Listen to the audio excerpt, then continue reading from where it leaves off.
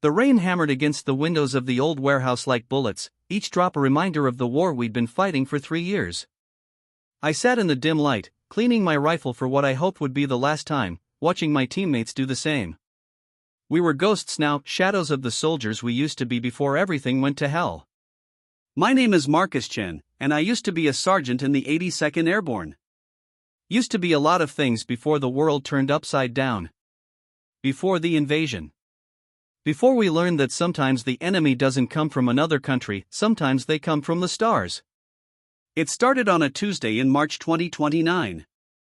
I remember because I was supposed to have lunch with my sister that day, but instead I was watching the news in disbelief as silver ships descended from the sky like falling stars. Beautiful, in a way that made your chest tight with fear. The Kithara, they called themselves later, though we just called them the Greys because of their pale, almost translucent skin. The initial contact was peaceful. Too peaceful. They came with gifts, technology that could cure diseases, solve our energy crisis, even reverse climate change. The world leaders fell over themselves welcoming our space brothers. President Morrison gave a speech about a new era of cooperation and progress. The UN rolled out the red carpet. I should have known better. We all should have. The Kithara were patient. They spent 2 years integrating into our society, learning our languages, our customs, our weaknesses. They helped us build new cities, new weapons, new ways of thinking. They taught us their tactics, advanced military strategies, psychological warfare techniques, technologies that made our old weapons look like slingshots. Know your enemy, their military advisor Zektar told us during one of the training sessions. I was part of the Joint Human Kithara Defense Force then, back when we thought we were preparing to defend Earth together against some unnamed threat from deep space. Study them. Learn their fears, their desires, their breaking points. Only then can you truly defeat them. Zektar was 7 feet tall with eyes like black holes and skin that seemed to shift and shimmer in the light. He spoke perfect English with an accent that sounded like wind through a cave. When he smiled, which was often, you could see teeth like broken glass. The greatest victory, he would say, is the one where the enemy defeats themselves. We hung on every word. We were so eager to learn, so proud to be chosen for this elite program. 50 humans selected from armies around the world to train with alien military technology. We thought we were the future of Earth's defense. We were idiots. The training lasted 8 months. They taught us to think like them, cold, calculating, always 3 steps ahead. They showed us how to manipulate supply lines, how to turn populations against their leaders, how to make an enemy's strength become their weakness. They taught us about sleeper agents, about long-term psychological conditioning, about the art of making people want to surrender. Your species is remarkable, Zektar told me one evening as we stood on the observation deck of their training facility in Colorado. You adapt so quickly. You learn so well. It's almost touching. I should have heard the mockery in his voice. Should have seen the predator behind the teacher's mask. But I was young and stupid and convinced I was saving the world. The revelation came on a Thursday in November. I was reviewing tactical scenarios when my communicator crackled to life with an emergency broadcast from General Patterson, one of the few military leaders who'd been suspicious of the Kithara from the beginning. This is a priority alert to all human military personnel. His voice was tight with controlled panic. We have confirmed intelligence that the Kithara integration program is a prelude to invasion. Repeat, the Kithara are not our allies. They are conducting a long-term conquest strategy. All personnel are to report to designated safe zones immediately. I felt my world tilt sideways. Around me, the other human trainees were getting the same message, their faces showing the same sick realization that was crawling up my throat. We'd been played. The Kithara weren't preparing us to defend Earth. They were preparing us to conquer it. Every strategy they'd taught us, every tactical principle they'd drilled into our heads, it was all designed to make us better at suppressing human resistance when the time came. But they made one crucial mistake. They taught us too well. Emergency meeting, now, I whispered to Sarah Martinez, a former Navy SEAL who'd become my closest friend during training. She nodded grimly, understanding immediately. We had maybe 10 minutes before the Kithara realized we'd been compromised. The 50 of us gathered in the supply closet of Building C, crowded together like conspirators. Because that's what we were now, conspirators against our own teachers. They're going to activate the sleeper protocol, said James Park, a former Army Ranger. All the tech they've integrated into our cities, all the gifts they've given us, it's all designed to make conquest easier. How long do we have? Asked Sarah. According to the intel, full invasion begins in 72 hours, I replied. But they'll start with the major cities tomorrow. Simultaneous strikes designed to cripple our command structure. Elena Vasquez, a former Green Beret, spoke up from the corner. They taught us their tactics. Every single one. They wanted us to understand how they think, how they operate. So we know how to fight them, I said, feeling something cold and sharp settling in my chest. We know their weaknesses because they showed them to us. They wanted us to be their enforcers, added Marcus Thompson, a former Marine. They need human faces to make the occupation palatable to the population. Then we give them what they want, I said quietly. We play along. We let them think we're still loyal. And we use everything they taught us to tear them apart from the inside. The next 24 hours were the longest of my life. We had to act normal, attend our regular training sessions, smile and nod when Zektar praised our progress. All while secretly planning the destruction of everything we'd helped build. The Kithara had taught us about sleeper agents, about deep cover operations. They'd shown us how to compartmentalize information, how to maintain a false identity under pressure. They'd made us experts at deception. Now we turned those skills against them. The key to any successful resistance, Zektar had told us during a lecture on counterinsurgency, is to identify and eliminate the leadership while maintaining the appearance of cooperation from the population. He was right. We started with the command structure. The Kithara had a hierarchical system with clear chains of command. Zektar was the regional commander, with subordinates responsible for different aspects of the operation. They'd shown us detailed org charts, thinking we'd need to understand the structure to help maintain it. Instead, we used it to plan targeted assassinations. Sarah was our infiltration specialist.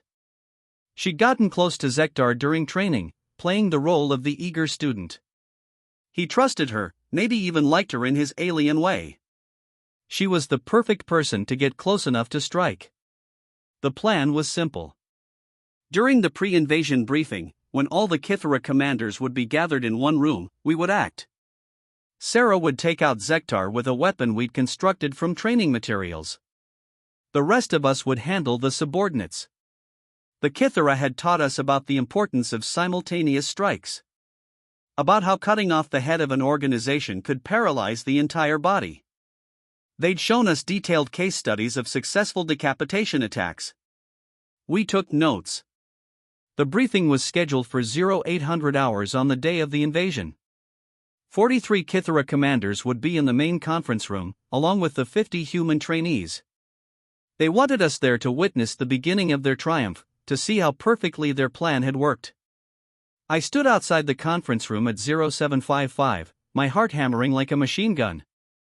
Inside my jacket was a small device Sarah had cobbled together from alien components, a sonic disruptor that would overload Kithara nervous systems. She'd reverse-engineered it from their own non-lethal crowd control weapons. The Kithara had taught us about their biology, thinking we'd need to understand their physiology to better serve them.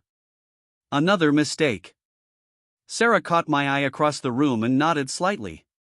James and Elena were positioned near the exits. Marcus was by the communications console. Everyone was in position. Zektar entered at exactly 0800, his black eyes scanning the room with satisfaction. Today, he announced, we begin the final phase of Integration Protocol 7. Earth will join the greater Kithara collective, and humanity will find its proper place in the cosmic order. He activated a holographic display showing the invasion timeline. Major cities would fall within 6 hours. Military installations would be neutralized. Communication networks would be taken over. It was brilliant, efficient, and absolutely ruthless. Your species will thank us eventually, Zektar continued. Once you understand the peace that comes with proper guidance. Sarah stood up from her chair. I have a question. Of course, my dear student. You taught us that the greatest victory is the one where the enemy defeats themselves. Is that correct? Zektar's eyes seemed to gleam with pride. Indeed. A perfect example of. Sarah's hand moved faster than human reflexes should have allowed. The sonic disruptor found its mark, and Zektar's proud speech turned into a strangled scream as his nervous system overloaded. That was the signal. The room erupted into chaos. My teammates moved with precision born of months of training the Kithara had given us. We used their own weapons against them, their own tactics, their own devastating efficiency. James sealed the exits with alien locking mechanisms. Elena took control of the communications system and began broadcasting emergency signals to human resistance cells. Marcus activated the base's defensive systems, turning the Kithara's own security against them. In 90 seconds, 43 Kithara commanders were dead, and their invasion was effectively decapitated. But that was just the beginning. The real war started when the Kithara realized what had happened. Without their command structure, the invasion became a chaotic mess of confused orders and contradictory objectives. But they still had superior technology, superior numbers, and a burning desire for revenge. What they didn't have was the element of surprise. We'd learned their tactics too well. We knew they would try to regroup, establish a new command structure, and launch a more brutal second wave. We also knew they would underestimate human adaptability. It was their greatest weakness. The Kithara saw humans as a primitive species that could be easily controlled through superior technology and psychological manipulation. They couldn't conceive of us as an actual threat. Even after our betrayal, they assumed we'd gotten lucky, that we were still basically clever animals who had stumbled onto one successful ambush. They were wrong. Over the next 3 years, we used everything they'd taught us to wage the most sophisticated guerrilla war in human history. We turned their own strategies against them, anticipating their moves because we'd learned to think like them. They tried to establish new command posts. We infiltrated them using the deep cover techniques they'd taught us. They attempted to turn the human population against the resistance. We used their own propaganda methods to counter their messaging. They brought in reinforcements from other conquered worlds.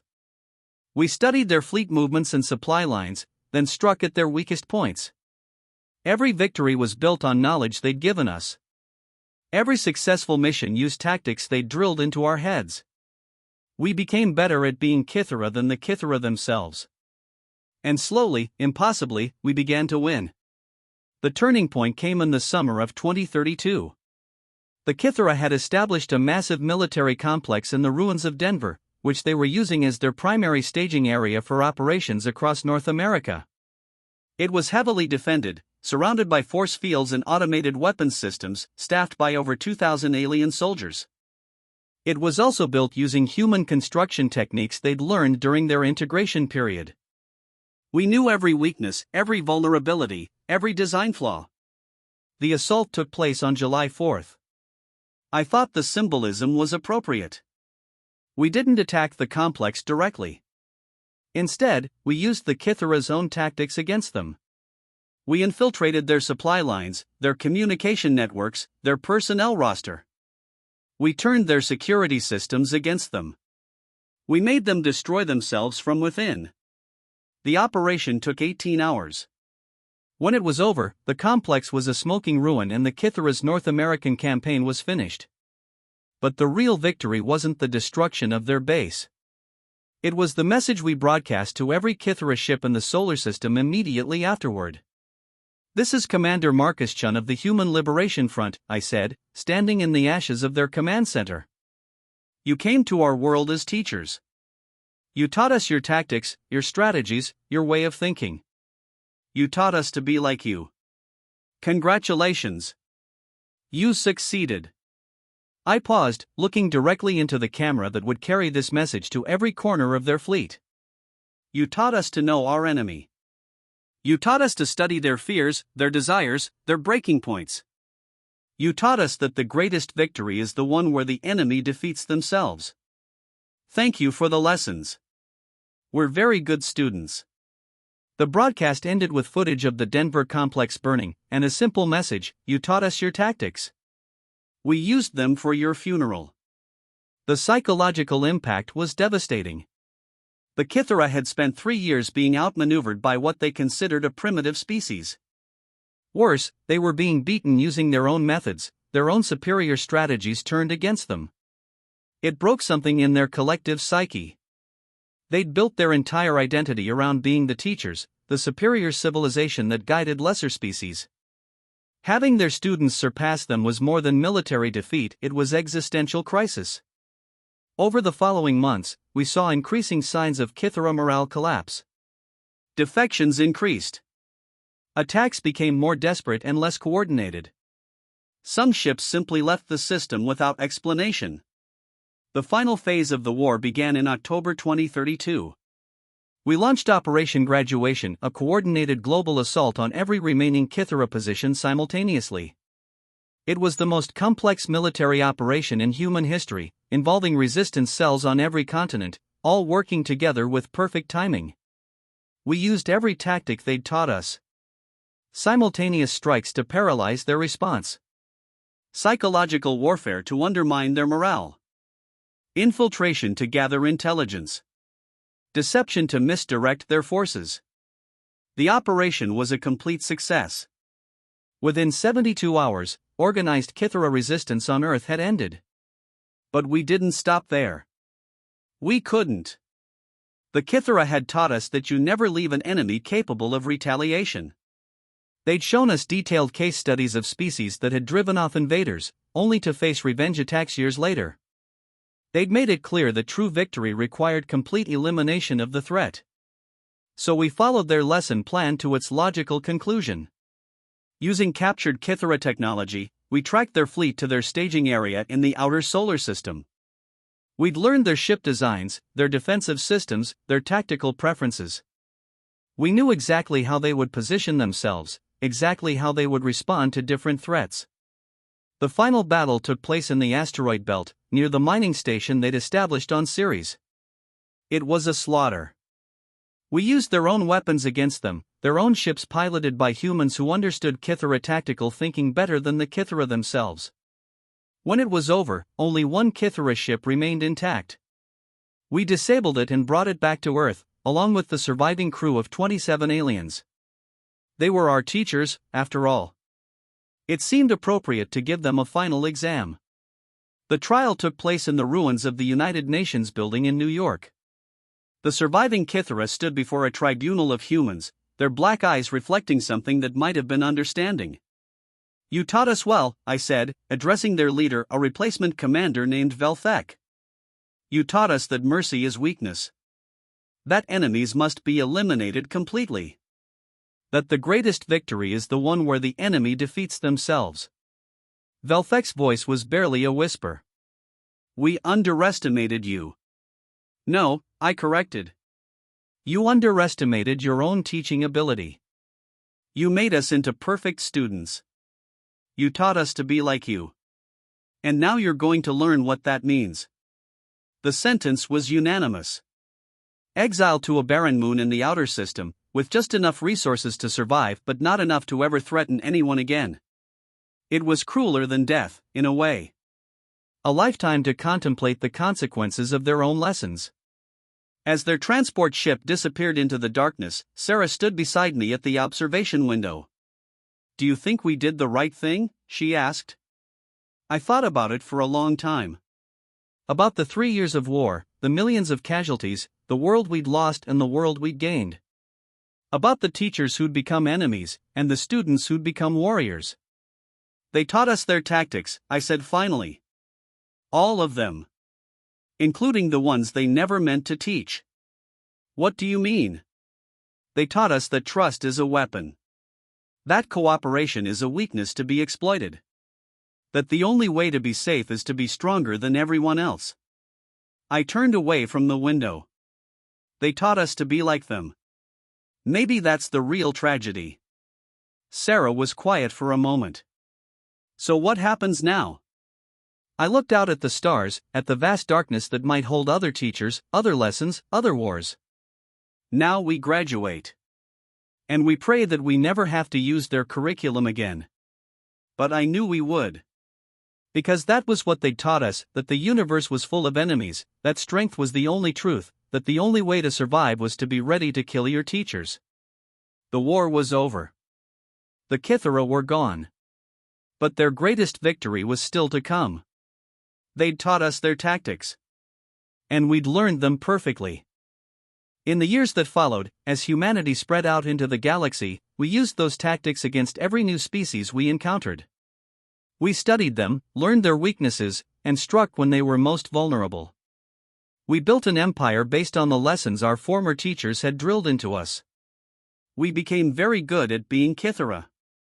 Sometimes, late at night, I wonder if that was their plan all along. Maybe they knew they couldn't conquer us directly. Maybe they understood that the only way to truly defeat humanity was to teach us to defeat ourselves. The greatest victory is the one where the enemy defeats themselves. They taught us that. And maybe, in the end, they were right. We used their tactics for their funeral. But we kept using them long after they were gone. The students had become the teachers. And the cycle continued. I'm writing this from the command deck of the Starship Retribution, flagship of the human colonial fleet. We're approaching the homeworld of the Centauri, a peaceful species that has the misfortune of sitting on some very valuable resources. My staff is young, eager, convinced they're serving the greater good of humanity. They remind me of myself at their age, before I learned the truth about teachers and students, about tactics and consequences. Sir, my aide reports, the Centauri delegation is requesting another meeting. They're offering to share their technology in exchange for peaceful coexistence. I almost smile. It's exactly what we would have done, back when we were naive enough to trust alien teachers. Prepare the integration protocol, I order. We'll start with cultural exchange programs. Select 50 of their military leaders for advanced training. Yes, sir. What should we teach them? I look out at the stars, at the endless darkness full of species that haven't learned the lessons we learned. Haven't had the teachers we had. Everything, I say. We'll teach them everything. Because that's what good teachers do. They pass on their knowledge to the next generation. They make sure the lessons are never forgotten. The Kithara taught us their tactics. We used them for their funeral. Now it's our turn to be the teachers. The cycle continues. And somewhere in the void between the stars, I think I can hear Zektar laughing. The Centauri homeworld was beautiful in a way that made your chest ache. 3 purple suns cast everything in a soft lavender light, and the cities looked like they'd been grown rather than built, organic curves and flowing lines that seemed to breathe with the rhythm of the planet itself. From orbit, you could see the vast gardens that covered entire continents, the crystal towers that reached toward the sky like frozen music, the peaceful harbors where ships from a dozen different worlds came to trade. It was everything Earth might have been if we'd chosen a different path. Intelligence reports confirmed that the Centauri have no standing military, Lieutenant Commander Sarah Kim reported. She was young, maybe 25, with the kind of bright-eyed enthusiasm that I'd once possessed. Their entire civilization is based on what they call harmonic cooperation. No weapons, no conflicts, no history of warfare. Perfect, I said, watching the planet slowly rotate beneath us. They'll be excellent students. Sir? Kim looked confused. Students of what? I turned from the viewport to face my staff. They were all good officers, hand-picked from Earth's best military academies. They'd been born after the war, raised on stories of humanity's glorious victory over the alien invaders. They had no memory of what we'd been like before the Kithara taught us their lessons. 50 years ago, I began, humanity was much like the Centauri. We believed in cooperation, in peaceful coexistence, in the possibility of mutual benefit. We were wrong. The universe taught us otherwise. I activated the holographic display, showing the tactical assessment of Centauri society. Their complete lack of defensive systems, their open communication networks, their trusting nature, it was all there, laid out like a blueprint for conquest. The Zentari possess technology that could revolutionize human civilization, I continued. Their bio-integration systems, their energy matrices, their terraforming capabilities. But they also represent a strategic threat. A species this advanced, this resource-rich, cannot be allowed to fall into the hands of other galactic powers. Commander Torres, my tactical officer, nodded grimly. The Andromedans have been expanding their territory. If they reach the Zentari first. Exactly. We cannot allow that. I paused, studying the faces of my officers. But we also cannot simply conquer them. Direct military action would be inefficient and ultimately counterproductive. We need their willing cooperation. So we teach them, Kim said slowly, beginning to understand. We show them the realities of galactic politics. Make them understand that they need our protection. Very good, Lieutenant Commander. You're learning to think strategically. I smiled, remembering how proud Zektar had been when I'd grasped similar concepts. The Zentari are pacifists by nature and by choice. But pacifism is a luxury that only exists when someone else is willing to fight for you. The integration protocol began 3 days later. We established a cultural exchange center in the Zentari capital city of Velhano, a sprawling metropolis of living architecture that seemed to pulse with its own heartbeat.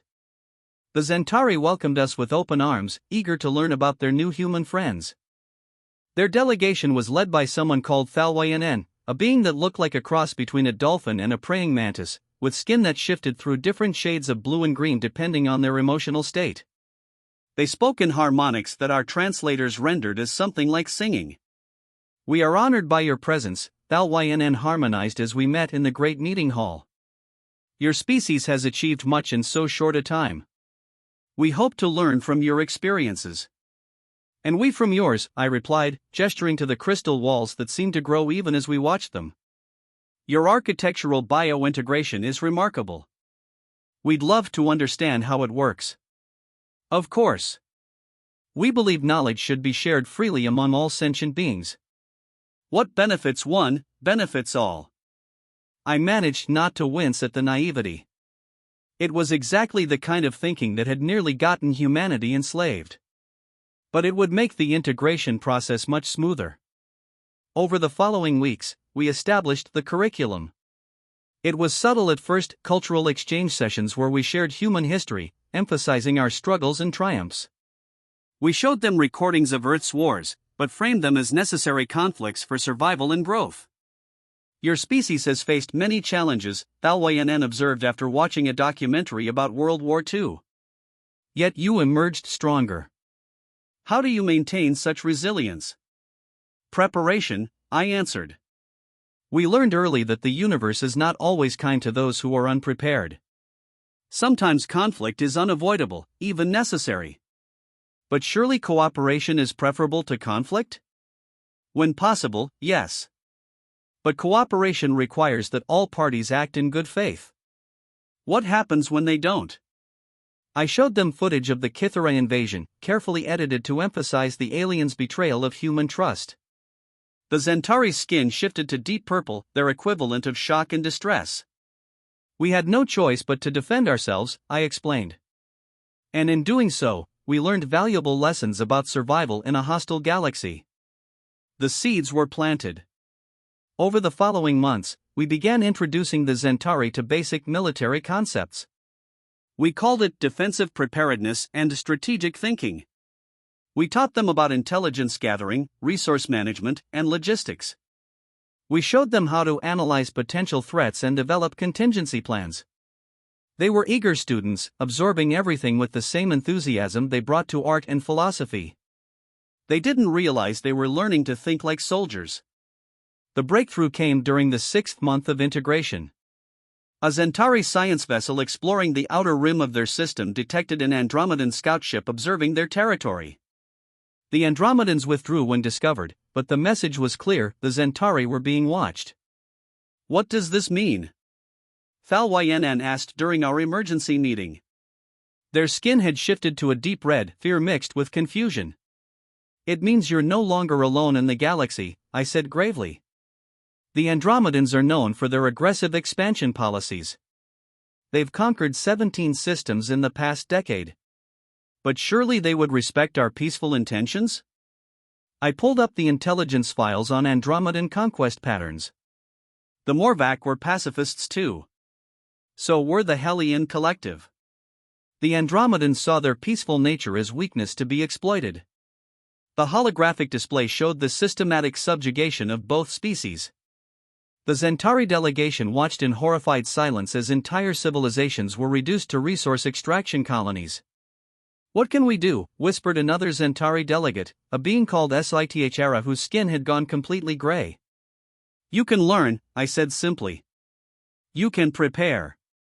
You can choose to be something other than victims." That night, I stood on the observation deck of the Retribution, watching the lights of Velhano sparkle in the purple twilight.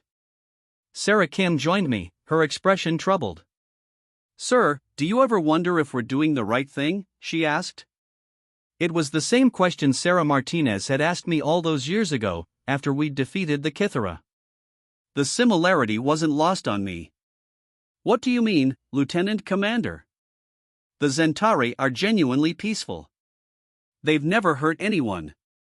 Are we really protecting them, or are we just manufacturing the threat we claim to be defending them against?" I was quiet for a long moment, watching a flock of native creatures soar through the alien sky. They moved in perfect synchronization, each individual somehow aware of the whole group's intentions. "Tell me, Kim, what do you think would happen if we left tomorrow?" "The Zentari would go back to their peaceful existence." "And when the Andromedans arrive? When they realize the system is rich in resources and completely undefended?" Kim's jaw tightened. "The Zentari would be conquered. Or worse. The Andromedans don't believe in integration. They believe in replacement. Every Zentari would be dead within a year. But if we hadn't come here, the Andromedans might never have noticed them." "Perhaps. But that's not the galaxy we live in. The galaxy we live in is one where strength is the only currency that matters. Where species survive by being stronger than their enemies or by allying with someone who is." I turned to face her directly. "The Kythera taught us that lesson. They taught us that the universe is full of predators, and the only way to survive is to be a bigger predator. We can pretend otherwise, but that doesn't change the reality. So we make everyone like us? We give them the tools to survive. What they do with those tools is their choice."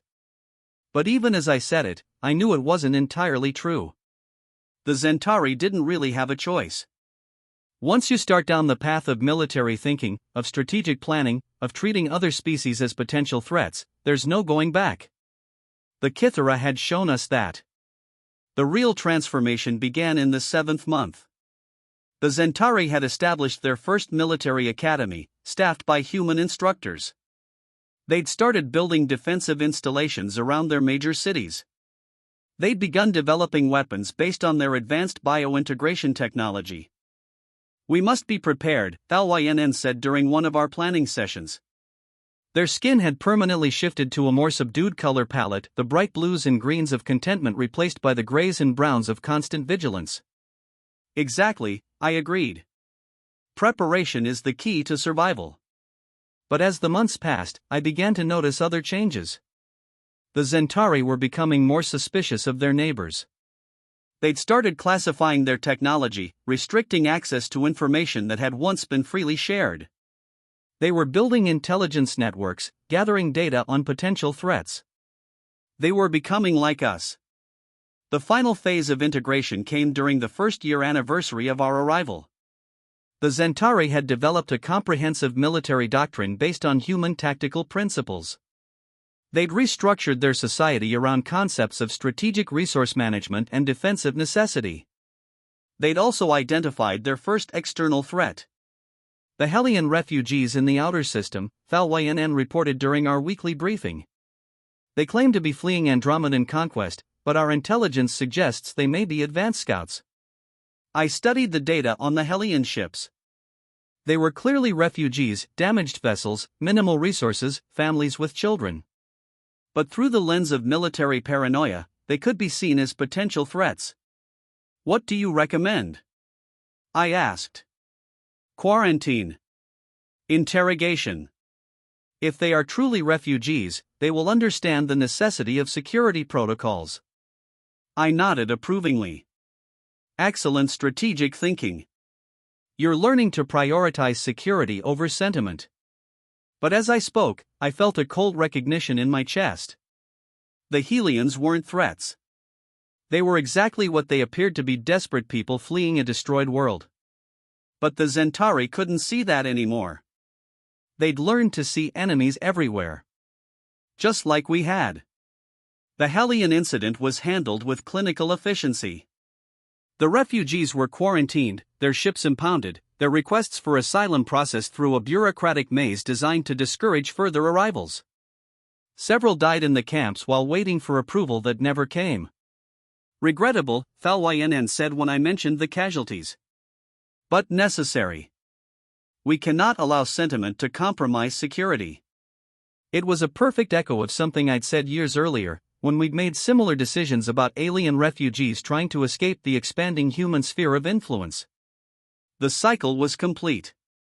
The Centauri had learned our lessons perfectly. But the real test came 6 months later, when a new species entered their territory. The Quill were a young civilization, barely spacefaring, with technology roughly equivalent to Earth's 20th century.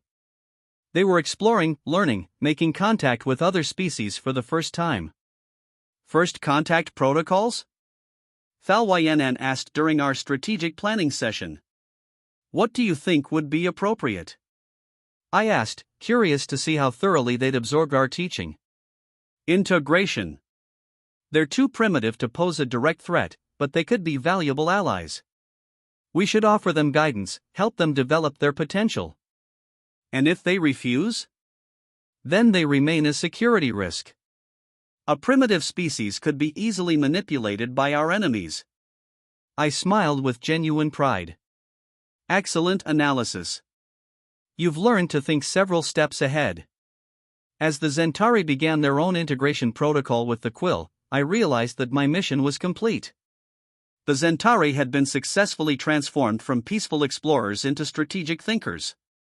They would survive in the hostile galaxy we'd shown them, just as we had survived.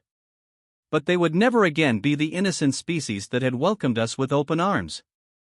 Standing on the observation deck for the last time, I watched the lights of Valhano twinkle in the purple darkness.